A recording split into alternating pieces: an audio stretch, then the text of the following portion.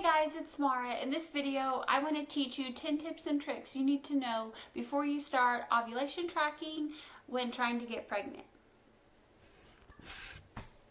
Okay, so first off, one of the most important things is when to test with your LH strips, so that's how you're checking.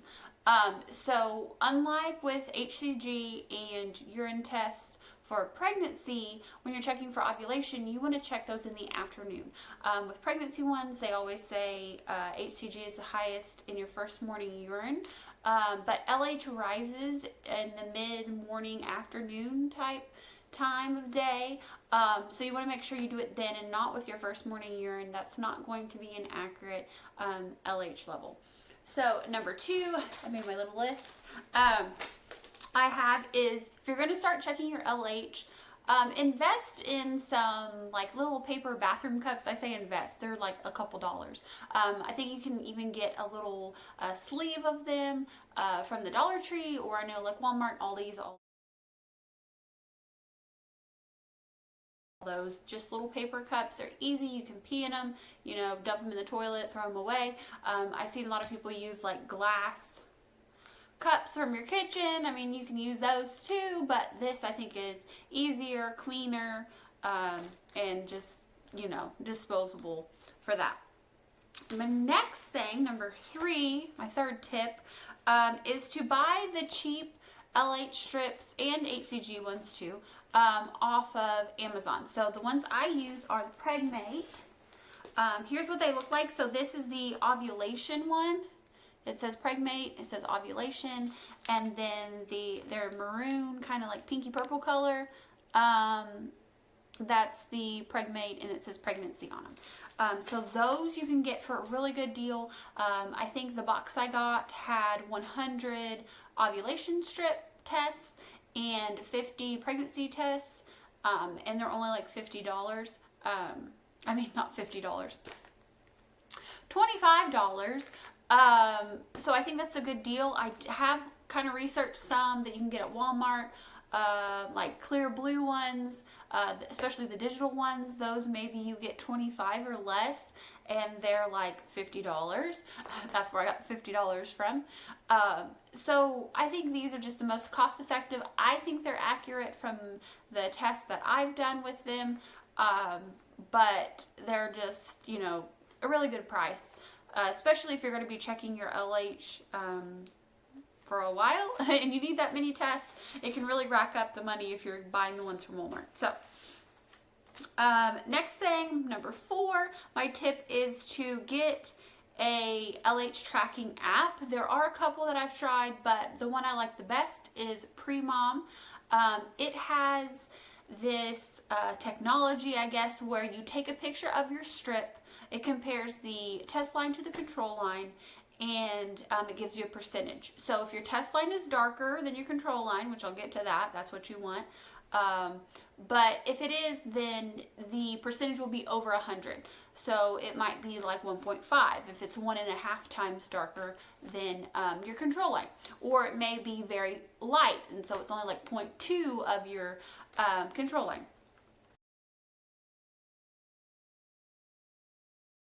So I like how that app keeps a table of it, and also you can chart it so you can see like what your LH is doing. And I think that's very important to know, because sometimes I'll forget. I'll be like, oh, was it that dark yesterday? I don't really remember. If I took a picture, sometimes, you know, not every time does the urine migrate the best.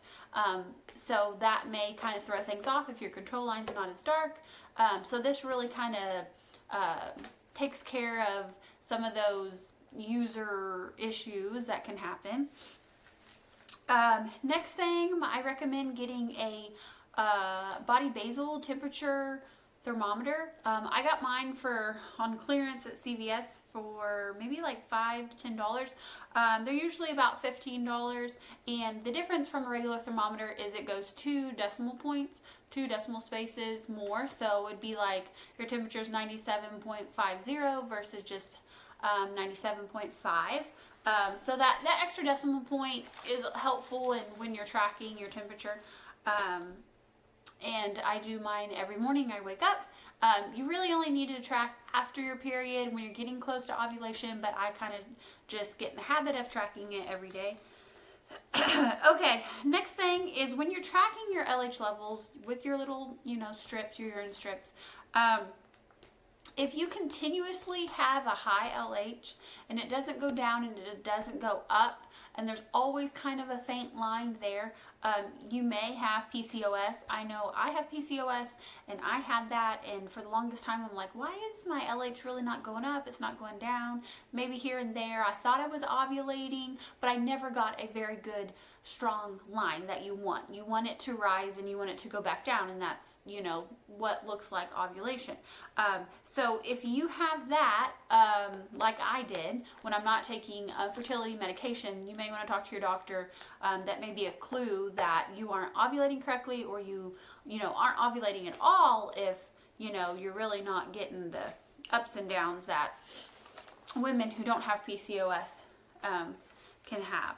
So next thing is to track your temperature, and when you're tracking your LH, if you have a rise and drop, that means ovulation, so kind of just like what I said.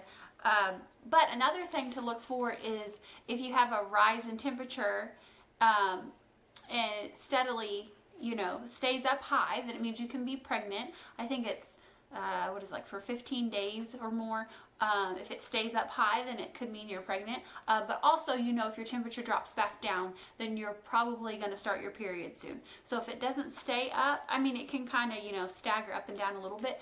But if it goes back down, it's an indicator that your period's coming. So it's a good way to know, oh, hey, my period's coming, I'm not pregnant. So I do believe in tracking your temperatures as well as doing your LH test strips to kind of use both of those things together. Okay, so next thing is, same thing with that. When your temp goes up and when your LH goes up, that usually means you're going to ovulate within, I think it's 24 to 36 hours. Some people's temps rise after they ovulate. I know for me, my last cycle was the first cycle I've ever tracked that I did ovulate. I did get it confirmed by a progesterone test. But if most people, I think, usually their temp goes up after they ovulate, once they ovulate, but my temp rose and my LH rose on the same day. So what you want to do around that time is, like baby dance. You want to baby dance that day, and you want to baby dance the day after if you can. Because that's when you're most likely to ovulate, so it's good to have the swimmers in there ready to go for when you do ovulate. Next thing, so I think this is number 8, I kind of lost track, is make sure your test line is darker. A lot of women, I don't think they read the instructions, and at first I didn't know either. Like, you can have some LH in your system pretty much throughout your cycle. I know some women have hardly none, and then all of a sudden it just ramps up. With me having PCOS, there's a bunch of little follicles, so they're going to be making some LH. But you want your test line to be darker than your control line to really get that peak. And mine, I'll put it in here. But it was super dark, and I've never had a line that dark, and so I knew that I was going to ovulate that day. I actually thought I was going to ovulate the day previously because it was a little bit darker, my test line, than my control line, so I thought that was as good as it was going to get. But the next day I tested it in the afternoon, and it was so much darker. So then I knew, okay, I'm ovulating like the next day and not that day. So next thing I have to say is you want to test about 2 times a day when you're getting around your expected ovulation day, so that you can kind of, get more specific in there. So I would say maybe starting around day 11, because most women allegedly ovulate around day 14, but some people can ovulate early and some people can ovulate late. I think I ovulated on day 16 of my cycle, and that was on Clomid, taking Clomid days 3 through 7, 3 through 8, whatever 5 days of Clomid is. So I didn't ovulate until day 16. But you want to check twice a day. So maybe when I said, check them in the afternoon, but maybe at like 10 and maybe like 4, something like that. Enough time for your urine to be, concentrated back up. But not too late that it would be a normal dip on that day as well, like at nighttime. So, what else? I think that's it. If you guys have any questions, I will try to answer them the best of my abilities. So this is my 2nd month of tracking, like super, good, because I'm taking Femera or letrozole this cycle. Last cycle I took Clomid and I actually did ovulate. I have, tracked months before, but I've really gotten a good routine on tracking. And like I said, closer to the date, around day 14, so maybe starting day 11 to day 16 or 17 if you don't ovulate by day 14 to check it twice a day. Some women ovulate or have irregular cycles and they may need to check it until they ovulate, or maybe they might not ovulate, and then your period just shows up from like the instability of your uterus, not from actually ovulating so many days after you're ovulating. So like I said, comment down below any questions you have or your experience. If you have any other strips tests that you like to use besides the Pregnate ones. I've also used the Easy at Home. I think I got those from the Amazon bins. Somebody had returned them, so I got those there.